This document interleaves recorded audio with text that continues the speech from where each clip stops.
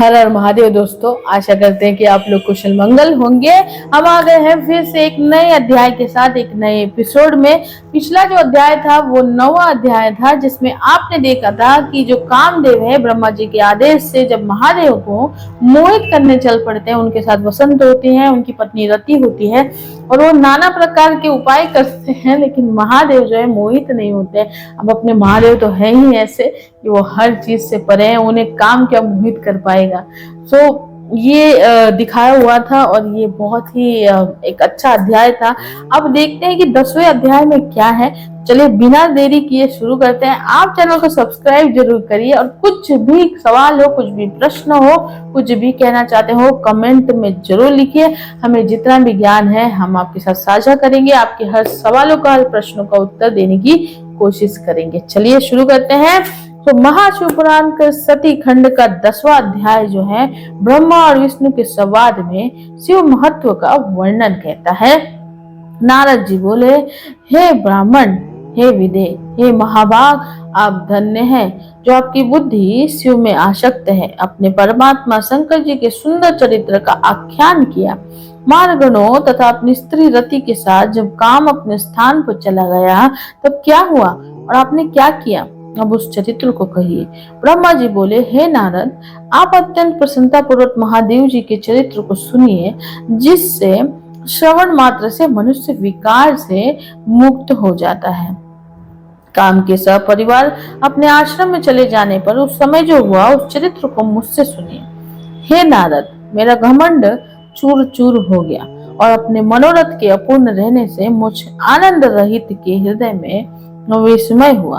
मैंने मन में अनेक प्रकार से विचार किया कि वे निर्विकार जितात्मा तथा योग परायण शिव स्त्री को किस प्रकार ग्रहण कर सकते हैं।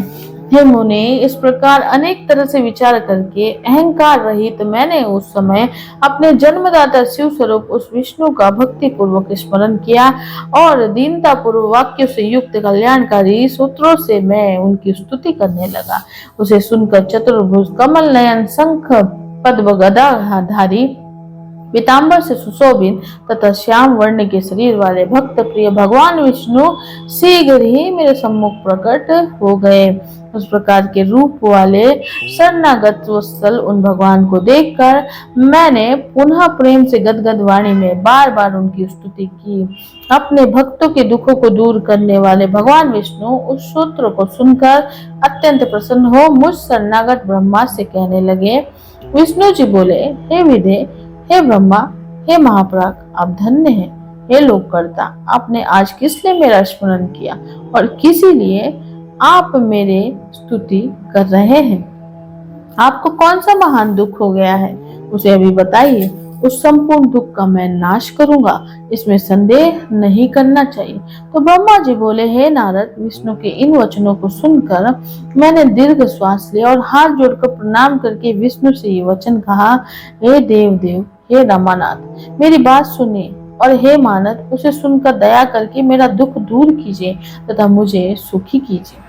हे विष्णु, मैंने रुद्र के सम्मोहन के लिए सहपरिवार मारगण तथा वसंत के साथ काम को भेजा था।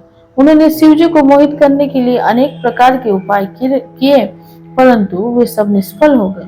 उन समदर्शी योगी को मोह नहीं हो पाया। मेरा ये वचन सुनकर शिव तत्व के ज्ञाता विज्ञानी तथा सब कुछ देने वाले हे विष्णु, वे विष्णु विस्मित होकर मुझसे कहने लगे।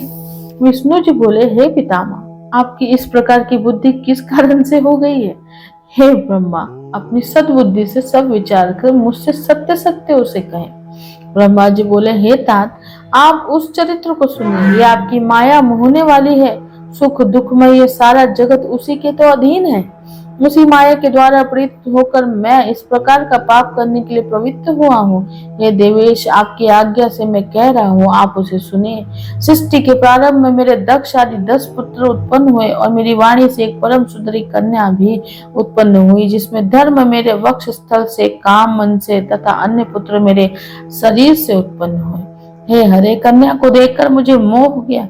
मैंने आपकी माया से मोहित होकर जब उसे कुदृष्टि से देखा, तब उसी समय महादेव जी ने आकर मेरी तथा मेरे पुत्रों की निंदा की। हे नाथ, उन्होंने स्वयं को श्रेष्ठ तथा प्रभु मानकर ज्ञानी योगी जितेंद्र भोग रहित मुझ ब्रह्मा को तथा मेरे पुत्रों को धिक्कारा। हे हरे, मेरे पुत्र होकर भी शिव ने सबके सामने मेरी निंदा की। यही मुझे महान दुख है, इसे मैंने आपके सामने कह दिया। यदि वे पत्नी ग्रहण कर ले तो मैं सुखी हो जाऊंगा और मेरे मन का कष्ट दूर हो जाएगा। हे केशव, इसलिए मैं आपकी शरण में आया हूँ। ब्रह्मा जी बोले, हे नारद, मुझे ब्रह्मा का ये वचन सुनकर विष्णु हंसकर उस सृष्टिकर्ता ब्रह्मा को हर्षित करते हुए शीघ्र ही कहने लगे। विष्णु जी बोले, हे विदे, संपूर्ण भ्रम का निवारण करने वाले और वेद तथा आगमों द्वारा अनुवादित परमार्थ युक्त मेरे वचन को सुने। हे विदे, वेद के वक्ता तथा समस्त लोक के कर्ता होकर भी आप इस प्रकार महामूर्ख तथा दुर्भुक्ति युक्त कैसे हो? हे मदान्त मन, आप अपनी जड़ता का त्याग करें और इस प्रकार की बुद्धि ना करें। संपूर्ण वेद स्तुति द्वारा क्या कहते हैं, अच्छी बुद्धि से उसका स्मरण करें। हे दुर्बुद्धे, आप उन परेश रुद्र को अपना पुत्र समझते हैं। हे विदे, आप वेद के वक्ता हैं, फिर भी आपका समस्त ज्ञान विस्मृत हो गया है। ऐसा ज्ञान होता है कि इस समय आपकी सद्बुद्धि नष्ट हो गई है और आप में कुमति उत्पन्न हो गई है, जो आप शंकर को सामान्य देवता समझकर उनके द्रोह कर रहे हैं। हे ब्रह्मा, निर्णय करके वेदों में वर्णित किया गया जो कल्याणकारक तत्व सिद्धांत कहा गया है, उसे आप सुने और सद्बुद्धि रखिए। शिव जी ही समस्त सृष्टि के कर्ता है, भरता है, हरता, पर ब्रह्म, परेश, निर्गुण, नित्य, अनिदेश, निर्विकार, परमात्मा, अद्वैत, अच्युत, अनंत, सबका अंत करने वाले स्वामी, व्यापक परमेश्वर, सृष्टि पालन संहार को करने वाले, सत्व, रज, तम, इन तीन गुणों से युक्त, सर्वव्यापी, रज सत्व तम रूप से ब्रह्मा, विष्णु तथा महेश्वर नाम धारण करने वाले, माया से भिन्न है, इच्छा रहित, माया स्वरूप, माया रचने में प्रवीण, सगुण, स्वतंत्र, अपने में आनंदित रहने वाले, निर्विकल्प, अपने में ही रमण करने वाले, द्वंद्व से रहित, भक्तों के अधीन रहने वाले, उत्तम शरीर वाले योगी, सदा योग में निरत रहने वाले, योग मार्ग दिखाने वाले, लोकेश्वर करों को दूर करने वाले, सदैव दिनों पर दया करने वाले हैं। जो उसे स्वामी है उन्हें आप अपना पुत्र मानते हैं। हे ब्रह्मा, शिव हमारे पुत्र हैं, इस प्रकार का ज्ञान छोड़ दीजिए, भजन कीजिए, वे प्रसन्न होकर आपका कल्याण करेंगे। यदि आपका ये विचार है कि शिव जी अवश्य द्वार परिग्रह करें, तो शिव जी का स्मरण करते हुए आप शिव को उद्देश्य करके कठोर तप कीजिए। आप अपनी इच्छा को हृदय में धारण कर भगवती शिव का ध्यान कीजिए। यदि वे देवेश्वरी प्रसन्न हो गई तो आपका समस्त कार्य पूर्ण हो जाएगा। यदि वे शिव सगुण रूप से अवतार लेकर किसी मनुष्य की कन्या बने तो निश्चय ही वे उन शिव की पत्नी बन सकती हैं। हे ब्रह्मा, आप इस कार्य के लिए दक्ष को आज्ञा दीजिए कि वे स्वयं भक्ति तत्पर होकर उन शिव पत्नी को उत्पन्न करने के लिए प्रयत्न पूर्वक तप करें। हे तात, आप इसे भली प्रकार समझ ले कि वे शिवा और शिव भक्तों के अधीन हैं, पर ब्रह्मा स्वरूप ये दोनों स्वेच्छा से सद्गुण भाव धारण कर लेते हैं। ब्रह्मा जी बोले, लक्ष्मीपति भगवान विष्णु ने इस प्रकार कहकर तत्क्षण अपने प्रभु शिव जी का स्मरण किया और उसके बाद उनकी कृपा से ज्ञान प्राप्त कर वे मुझसे कहने लगे। विष्णु जी बोले, हे ब्रह्मा, पूर्व काल में शिव जी की इच्छा से उत्पन्न हुए हम दोनों के द्वारा प्रार्थना करने पर उन्होंने जो जो वचन कहा था उसका स्मरण कीजिए। आप वो सब भूल गए हैं। शिव जी को जो पराशक्ति है वो धन्य है, उसी ने इस समस्त जगत को मोहित कर रखा है। शिव के अतिरिक्त उसे कोई नहीं जान सकता। हे ब्रह्मा, जब निर्गुण शिव जी ने अपनी इच्छा से सगुण रूप धारण किया था, उस समय मुझे तथा आपको उत्पन्न करके अपनी शक्ति के साथ उत्तम व्यवहार करने वाले सृष्टिकर्ता अविनाशी परमेश्वर उन शंभु ने आपको सृष्टि कार्य के लिए तथा मुझे उसके पालन के लिए आदेश दिया। उससे बाद हम दोनों ने हाथ जोड़कर विनम्र होकर निवेदन किया कि आप सर्वेश्वर होकर भी सगुण रूप धारण कर अवतार लीजिए। ऐसा कहने पर करुणामय तथा अनेक प्रकार की लीलाएं करने में प्रवीण उन स्वामी शिव जी ने आकाश की ओर देखकर हंसते हुए प्रेम पूर्वक कहा, हे विष्णु, मेरा ऐसा ही परम रूप ब्रह्मा जी के अंग से प्रकट होगा जो लोक में रुद्र नाम से प्रसिद्ध होगा। वो मेरा पूजनीय पूर्ण रूप आप दोनों के समस्त कार्यों को पूरा करने वाला, जगत का लय करता, सभी गुणों का अधिष्ठा, निर्विशेष तथा उत्तम योग करने वाला होगा। यद्यपि त्रिदेव मेरे ही स्वरूप है, किंतु हर मेरे पूर्ण रूप होंगे। इसी प्रकार हे पुत्रों, उमा के भी 3 प्रकार के रूप होंगे। लक्ष्मी विष्णु की पत्नी, सरस्वती ब्रह्मा की पत्नी और पूर्ण रूपा सती रुद्र की पत्नी होंगी। विष्णु जी बोले, हे ब्रह्मा, भगवान महेश्वर ऐसा कहकर हम दोनों पर कृपा करके अंतर्धान हो गए। उसके बाद हम दोनों सुखी होकर अपने अपने कार्यों में लग गए। हे ब्रह्मा, समय पाकर हम दोनों ने स्त्री ग्रहण कर ली, किंतु शंकर जी ने नहीं। वे रुद्र नाम से अवतरित हुए हैं और कैलाश पर्वत पर रहते हैं। हे प्रजेश्वर, वे शिवा सती नाम से अवतरित होंगी, अतः उन्हें उत्पन्न होने के लिए हम दोनों को यत्न करना चाहिए। परम कृपा करके वे विष्णु ऐसा कहकर अंतर्ध्यान हो गए। तब मैं शिव जी के प्रति ईर्ष्या रहित होकर अत्यधिक प्रसन्न हो गया। इस प्रकार से शिव महापुराण के अंतर्गत द्वितीय रुद्र संहिता द्वितीय सती खंड में ब्रह्मा और विष्णु का संवाद नामक 10वां अध्याय पूर्ण हुआ। हर हर महादेव। दोस्तों, आपने ये 10वां अध्याय सुना होगा और इसमें आपको ये देखने को मिला होगा कि ब्रह्मा जी जो थे वो ईर्ष्या पूर्वक चाहते थे कि महादेव जो है स्त्री का ग्रहण करे, क्योंकि उन्होंने अपनी ही बेटी पे क्रूर दृष्टि डाली थी जो कि संध्या थी।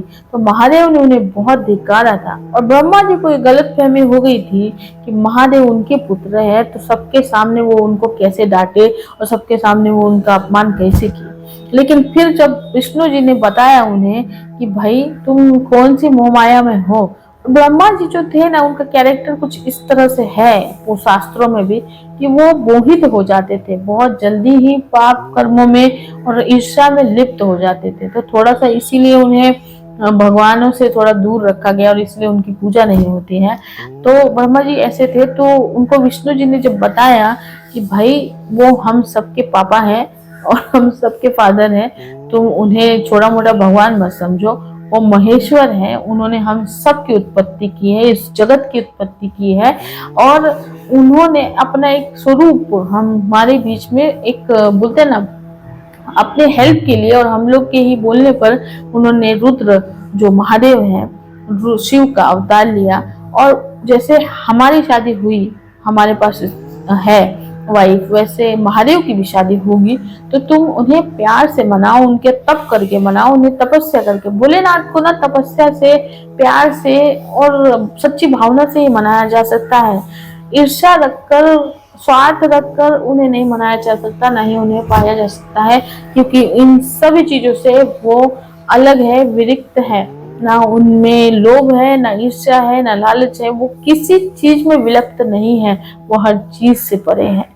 और यही कहानी हमें सीख देती है कि अगर आप अहंकार करते हो, आपको लगता है कि यार मैं ही तो सब कर रहा हूँ, जैसे आप फैमिली में रह रहे हो, इसका एक सरल सा एग्जाम्पल ये है कि जैसे आप फैमिली के हेड हो और आप बहुत कुछ कर रहे हो, तो आपको क्या लगता है यार ये फैमिली मेरी वजह से ही है, मैं हूँ तो सब कुछ है और किसी का कोई अस्तित्व नहीं है। कुछ लोग होते हैं ना ऐसे जो डोमिनेटिंग हो जाते हैं, लेकिन ये गलत है।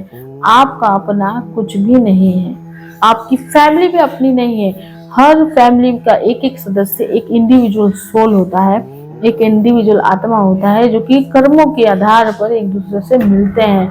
आपका न ये धरती है, आपका खुद का शरीर खुद का नहीं है, यहाँ तक कि आपकी आत्मा भी खुद की नहीं है।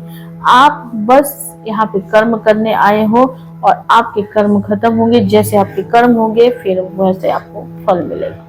तो आप अगर घमंड करते हो, अहंकार करते हो अपनी चीजों पर, तो पतन आपका वहीं पर शुरू हो जाता है। चाहे आप कितने भी बड़े बन जाओ, चाहे आप कितने भी अमीर बन जाओ, चाहे आप कितना भी नाम कमा लो, लेकिन अगर आप धरती से जुड़े हुए नहीं हुए और आप में घमंड आ गया तो आपका पतन निश्चित है।